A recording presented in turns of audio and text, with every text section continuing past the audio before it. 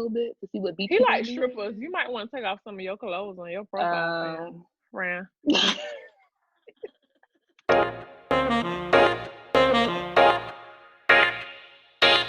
Hey guys, welcome back to another conversation with Conversations with Jules. I'm your host, Jules, where I have real conversations with real people in real life. Before we do anything, I need you guys to go ahead and click that subscribe button. It is right below. Make sure you comment, like, and more importantly, share, because sharing is caring. As you can see, I am here with my girl, Niché Caldwell of the Caldwell Creative. I got it right this time. And we are back to do a review of Insecure. We were on episode 7. We are low-key tripping. Molly went on vacation with her boyfriend. It got real. And again, before we go any further, I heard you guys. I got your comments. I got your DMs. You guys love it. I had my friends. So guess what? My friends are back. I'm going to let them in right now. But as I said, we are here to discuss episode 7. We are low-key tripping. Molly went on this vacation. She was with her boyfriend, Andy. That's what I'm calling him from now on. He's Andy. He's not Andrew anymore. His name is Andy. Period, point blank. What did you say? A cute nickname. I love that. It is cute. It's very cute. So Niché for the win. Here we are again. Put Niché in the writer's room. Put Niché in the writer's room. She is always on point. Get her in there. What are y'all about to say? Niché doing some work. She sneak doing some work on the side. Period. Like, when it was happening, I was like, let me run a lap around this doggone sofa. I was like, I'm telling you, from the opening scene to the end, I was like, get this in the writer's room. What are y'all waiting for?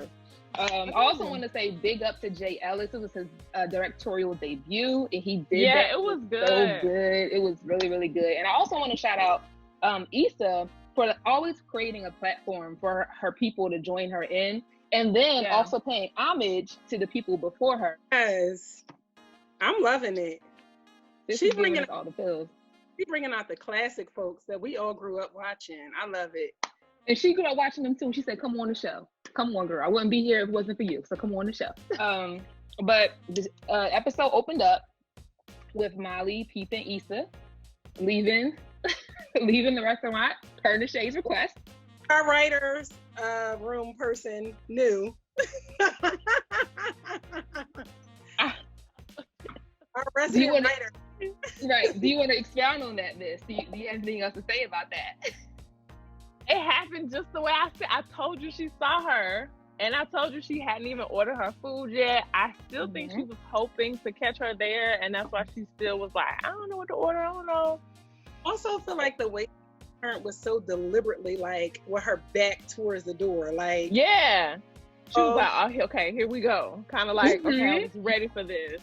She was prepping and then for she it. Like set herself up to be like, yeah, I'm waiting for you to see me so you can apologize. Yes. Well, and then she was like, oh, you love. Did. Right. Keep going. Because that was exactly what I said. It is what you said. It is what you said. So I was going to say, like, that whole expectancy, like her expecting to see Issa there, that was definitely deliberate, as she had mentioned before. So I guess if we could put this in like a future perspective, what do you think that conversation would have been like had they had like actually talked to and met each other at that Ethiopian restaurant? I think that Issa would have been like, I'm not saying nothing to her. I think she would have ignored her, but that's just I think that Molly is so used to Issa being the first one to apologize. I think deep down she knows that she's wrong as hell, but she don't want to admit it. So she was like, let me give her apologize to me because I know I'm right. No, girl, you're not right. But I think it would have been very awkward because Issa is kind of like firm in the fact that she wasn't wrong. And Molly feels like Issa needs to apologize first. So I feel like it would have been very awkward. I mean, I agree with that. I mean, I really felt like when Molly said in the next scene later that she thought Issa should apologize, but it seemed like she was trying to be seen by her to go out her way to like ignore her. And then I think if she was going to say something, she would have said something smart like, oh, so you're coming to apologize to me at my favorite spot. Like, I feel like she just would have said something real smart just to like ruffle Issa's feathers. And I do believe that Issa, she's used to conceding. So I feel like she would probably try to come up with some type of finding some fault in what she did and wind up apologizing first. Resident writer. We got the okay. Listen, I'm telling you, I literally am just as surprised as everybody else when I'm just like watching it unfold. There was even a bigger moment in this, and I was like, I have to, let me fill out the application somewhere. Where's the invitation to get in this room? I think this scene was so key in this entire season because it literally shows each woman's transformation, which is what you watch the whole season to try to get to, the transformation part. Issa is always the one who concedes, and we saw that back in the car parking thing. And I think that setup was there in the beginning, like, okay, let me drive the block and figure out where I'm gonna park so Molly can get in the spot yet again. And in this instance, it kind of was the same thing. They were kind of driving their cars to the same spot when you think about it. But instead, Issa sort of took the spot. She was like, you know what? By me taking the spot, I'm going to walk away because I don't even want to talk. I just want to say that I feel like Victor was drawing from the gate with this devil's advocate. Like, I feel like he was just doing too much from the gate. I need you to relax. He was cracking me up. I was cracking up at him. I enjoyed the fact that this was the first time somebody met the other one's family, like they said in the wind down. Andrew introducing Molly to his family is a big deal. I don't care how far along they are in a relationship. At this point, it seems like 5 or 6 months, but they seem like they are in love. They're doing in love people stuff. Yeah. From the airplane to the hunting sessions to holding the drinks to he was backing Molly up to trying new things like zip lining and he went first. All those little things you kind of like do when you are first like ready to admit I'm in love. And then she actually, you can tell it's like honeymoon phase. And then she introduced him to Lawrence as her boyfriend, which I think was a huge moment also. And second of all, I'm ready to go on vacation because I need a break. I need that break. I was like, I just want that. Like, I want all of that. Like, I need a vacation. Why did they do that? It just reminded me how much I forgot all about what vacation was like. I'm like so in work mode. We so in sick in the shut-in mode. It's just like seeing Black people on vacation. We are all on this sick and shut-in list. We all on the church. We are all on the list. We all in need of prayer. Pray for all of us. It's a lot. It's a lot. And looking at that vacation, I was just like, listen, I'm just here for the sex. I was like, that balcony, listen. Like I said, I'm just, why am I home? Why am I here? It was so good to see them on vacation. I took a little vacation too. Like, I remember what vacation was like. I'm going to say Molly was being a hater. When they call. Oh, I was so happy he called. Why? Because you predicted it? But because Issa was in the background and I said, I love that part. I was like, oh my gosh. Like you was listening to some tea like, told me something. Yeah. She was like, they got Skippy or whatever in here or something. She was talking about some peanut butter. Which is like typical Issa. She finds something random in there in the garage. But she in there looking. Okay. But were they going out? Because he was trying to get the garage door open. So were they going out? It seems like they have a little adventure. They about to go do something, ride bikes, drive around, go on a date. I don't know, but they were definitely hanging out. We got another drop in. Here come Felicia. It's fun. I'm glad y'all tap in, and I was so happy that Issa was over there because, like, I still feel like my little predictions are about to come to fruition. Listen, because you were inside the writers' room. Niché, can you reiterate the prediction with them? Because I missed that.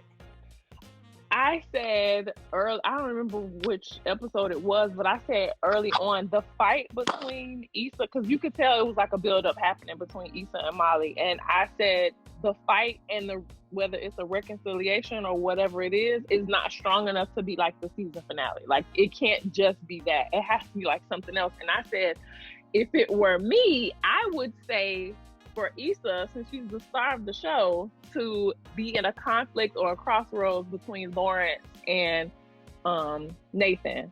And so you see in this episode, at the end, it was like, first of all, you know who he's calling. Hello? As soon as he saw her best friend, he doesn't know they fell out, you know? So you see somebody's best friend, you're like, I've been thinking about you. But he did say, I was right. I was thinking about you. Right? So I didn't know that he was calling. I did not know. I was like, he got another girl, because I'm like, I know he's not calling Condola. So I knew it was Issa. It just sounded so natural, like it was somebody he was talking to on a regular, and he was like, you know, I've been thinking about you. Let's meet up. So I was really happy though when I saw, you know, the clip for next week, and it was actually her. I was like, that's so cute. I knew as soon as he picked up the phone, I knew he was gonna call her. I was like, yeah, it's because there's no other reason for him to have to run into Molly in that moment. Well, you know, I'm on both sides of the fence, so here you are with that. Does anybody else think their interaction was awkward? Lawrence and Molly? Molly and Lawrence, right? Yeah, it was super weird. Like, she made some random joke, and everybody was like, okay. Like, It was real awkward. But probably because she didn't want Issa to come up, and he didn't know. I don't think he knows what happened at the block party at this point, since he wasn't there. So she was just trying to, like, not bring up that whole subject, and just was like, oh, it's good to see you. But I was like, oh, shoot, our connection is because of Issa. So it was just a real awkward moment. Yeah, I kind of felt like that too. I was like, maybe it was awkward because she's falling out with Issa right now, and you see somebody, and plus she knows she's wrong. So it's like, you see somebody and it is weird because that is the person that connects them. So that makes sense. I think another thing too is the last time that she kind of saw him interact with Issa, she had the wrong assumption about what was going on. And when she finally, I guess, realized why they like that Issa really wasn't leaving to see Lawrence in the episode before, that it's like, oh, maybe it's, you know, it's not what I think it is. And she's already starting to double think how she's perceiving what happened with Issa based off of some of the things that her boyfriend has told her and then she's found out. So I think for her, she's just like, well, I hated Lawrence, but man, maybe I really don't hate him. And part of the awkwardness too is that she actually was telling him a joke, like a similar joke that him and Issa usually, you know, the movie thing is their thing. It's not Molly and Lawrence's thing. It's just something she knows about. And so I think she was just trying to find a way to connect with him because she is starting to feel bad about what happened. I feel like for Molly and Issa to bounce back from this, it's going to have to be like a life or death situation. Do you? I don't think it's going to be that serious. A life or death? Yeah, I'm not seeing life or death. Not either of them, but maybe like Molly's new boyfriend. He's been like so perfect so far. He concerns me a little bit. No, I think that for them to get back together, it's going to have to be an awkward moment because they're just both awkward. It's going to be one of those awkward, like, oh, hey, I mean, let's, like, it's going to be like really tense at first, but then they're going to like get past it. But I don't think it's going to be a long drawn out conversation about apologies and who should apologize first. I just think it's going to be, you know how like at the block party when they were like, you walked up with the food. Right. I feel like it's going to be like that. And like the wobble happened, like, and they were like, oh, okay, we're grooving again. That's right. This is my friend. I feel like it's going to be one of those moments more than it's going to be like a big fight kind of thing. I actually think that Molly is going to come to her senses. I think the fact that she's noticing that she needs a therapy session because Black girls need therapy too. She had herself. She's like, I'm tripping a little bit. Like, I'm doing a little bit too much. But she said she's having a hard time letting some things go. Do you think she meant letting the friendship go, or letting go of being hurt, or what? I think it's letting go of being hurt. I don't think it means letting the friendship go. And I only say that because she had just, I think that after she kind of went off in the pool on his brother, I think once she woke up and he was chilling, I think she felt dumb.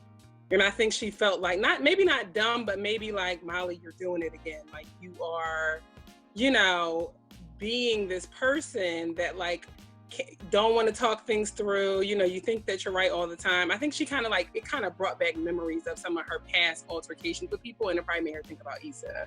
And I feel like it made her feel like, I am the problem. Let me go talk to somebody about this. I think it's gonna be a breakdown. I think somebody is gonna be like, she's gonna be right. She's gonna be right. At the end of the day, Niché's gonna be right. So let's just go for it.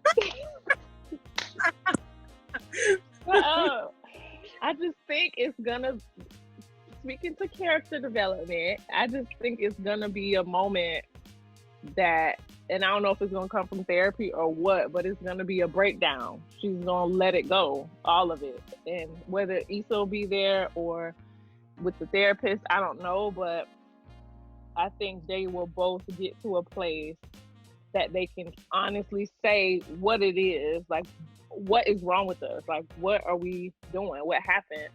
And I think it's going to be a breakdown. I think Molly's just going to be like, she's going to let it out. She has to, I think, to let it grow again. She's going to have to get over the fact that, again, she can't always be right. And she does have to let things go. And just like, I think back to what you were saying, when she heard Andrew explain to her, like, we fight. This is my brother, though. So we talked about it this morning, and that's it. Like, this is my sister. We should fight. We should talk about it and let it go. And that's it. You know, I think that's what she kind of thought of and was like, yeah, I can't do that. So maybe I need to call my therapist, because that's what I need to get to with my sister. Because at this point, that's what you're best friends, but you know, that relationship is very similar. Like, they're opposite. Him and his brother are somewhat of opposites. In the same way with Issa and Molly, it's like they're opposites. I think it's gonna be a breakdown moment, and not even to be funny. I think it's gonna be you know, like a release kind. I don't know if she's gonna cry or what, but it's gonna be like a girl this kind of thing. And it would be funny if it was awkward, but I think maybe right after that they'll have to throw in some comedy. Yeah, so then Kelly's gonna walk in, or Amal's gonna walk in. Somebody, it's gonna be something stupid. You're gonna be like, okay, this still funny. Yeah, like the season end with them not being friends. I think that would make me want to watch more next season. Like, I actually think it would be non-traditional if they still were not friends at the end of the season. Like, okay, I see that y'all spicing things up, you know. It's kind of like, maybe they try to talk, but it doesn't really work out, and like the season ends with them not being friends, and maybe Issa's at conflict with something else, like you mentioned, Lawrence and what's his name, Nathan. I don't know. I don't want them to make up this season now. I want them to wait. I want them to drag it out some more. I will tell you why they won't. Well, I don't know. I don't know if they will or not. But I'm gonna tell you know, it's okay. You know. Oh, you know, it's okay. It's okay. Listen, you shoot the whole thing is filmed and written before you know if you're gonna get a season 5 or not. So if this season ended and it was not resolved, it would be like, where's the last episode? You will be like going crazy, like, I can't believe they're not friends and they're not coming. And this is why she has the inside information. This is like the CIA of writers' room. Like, I'm about to hop off, but I do want to say this. Like, I definitely would like for them to explore Nate's character a little bit more as far as his mental health issues, because it's real in the Black community, and I don't think it's addressed enough. I'm glad that they did not explore it further when they did, because they would have made it seem like an excuse for what he did.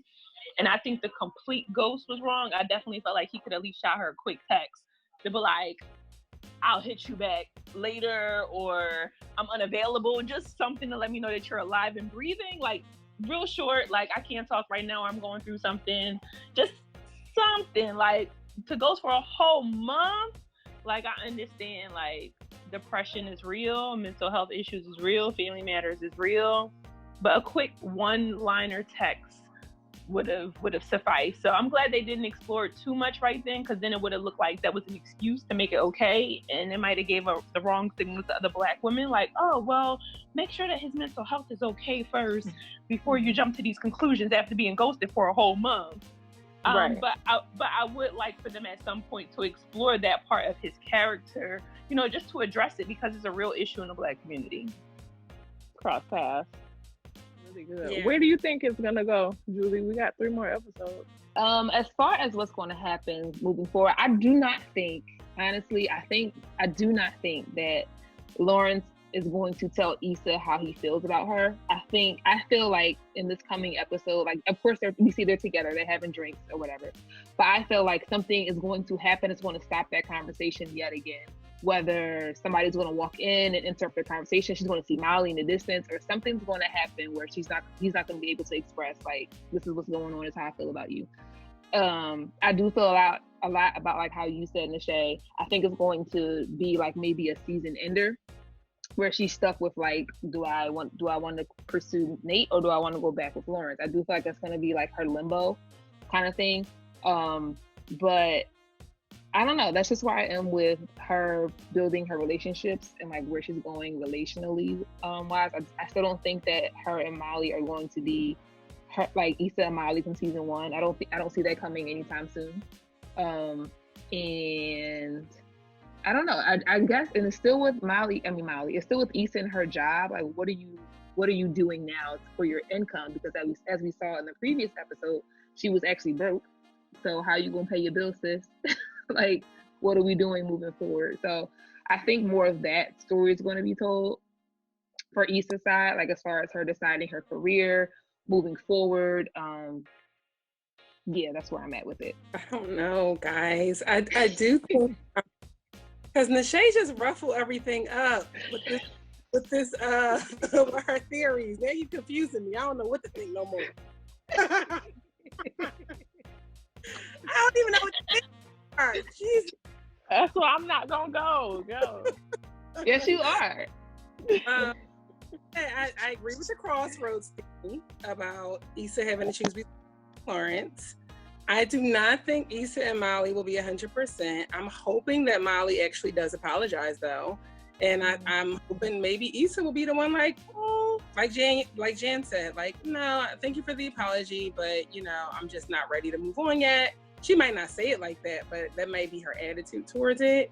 But I would like to see the season end without them being 100%. I would like to see more about Issa focusing on her career. I actually want to see her dating other guys. I want them to introduce another guy. Like, I don't want it to be Nate or Lawrence. I would like to see another guy or two. But yeah, I'm just thinking that I'm hoping that it ends with Issa and Molly not 100%, because that'll be more interesting, and Issa dating somebody else. That's what I'm hoping. I don't know if that'll happen. Hey, Jen. I hope that Molly gets the help that she needs and apologizes to Issa. I don't really know how Issa's going to accept it, but hopefully she at least accepts the apology, and then maybe it just ends like that, and then we see where their friendship goes next season. I hope that Lawrence just really is able to get out what he wants to say. I hope he, like, just pours his heart out about, I don't know if he's going to say, you know, that him and Condola broke up, because I guess he doesn't know that Issa had that conversation with Condola at the event. So maybe he's going to say they broke up, explain why they broke up, and then, you know, say something about the kids thing and being like, you know, maybe like you were the only person I ever saw myself having kids with, and maybe just open that conversation. But I still don't want Issa to make a decision. I want her to take it in, think about it. I want Nathan to open up about his mental health to her, and then that gives her, like, you know, all the information she needs from both of them, and then just to make a next step. But I don't know who she's going to choose. I would be okay with her, someone new coming into the dynamic too. That would kind of be like a curveball. So just for her to have another option to say, okay, do I want something old? Do I want something fairly new, or do I want something completely new? So, Resident writer. I'm on Resident. That's well, all of what you all said is exactly kind of where I was kind of predicting that it would go, because now we're in wrap up mode. Like the postpartum scenario has to be wrapped up. We have to figure out what the conclusion of it is, or even her going to therapy would signify like a closing of it or something. Whatever that small nod to it is, that needs to be shown. I do think Lawrence is gonna say whatever it is that he has to say, and I'm hoping that they do it. I think that they're gonna hunt. I hope that they hunt next episode, because this is 8. I love this code word. This code word takes me out every week. What you want me to say? You can say hunch. Let's go hunching. Okay. Let's go hunching. Yeah. Not me and you. No. But not us. Nate and me, Kendrick, where you at? Yes. All day. Yes, hunch session. Yeah, I'm hoping that Issa and Lawrence go hunch after this. I do think that she's gonna talk to Molly. I do hope that there is a conclusion to the story of it. Like, what's the gist? Like, okay, we saw everything that took place. We know both persons' sides. Essentially, we get where both people are kind of coming from. We all agree that Molly is wrong and has some things to get through. So if her apologizing is the conclusion to it, it doesn't matter if Issa is yet to accept her apology and they're best friends again, or how their best friendship moves on. That's great for season 5, but they have to get to a conclusion at this point. All right, guys. Thank you for tuning in again and watching another episode of Conversations with Jules. If you have not subscribed, now is the time. Go ahead and click that subscribe button. It is right below. Make sure you comment, like, and more importantly, share, because sharing is caring. I want to thank my friends for joining in with me today. We have Jan, we have Tara. They logged in. I thank them so much for joining this conversation. Niché is always here with us. Thank you, Niché. Make sure you log into the Caldwell Creative. Get your daily planners. Get your devotionals. Go ahead and get on that podcast, The Brand Standard. Get up on that. And we'll see you next time for episode 8. Thank you, guys.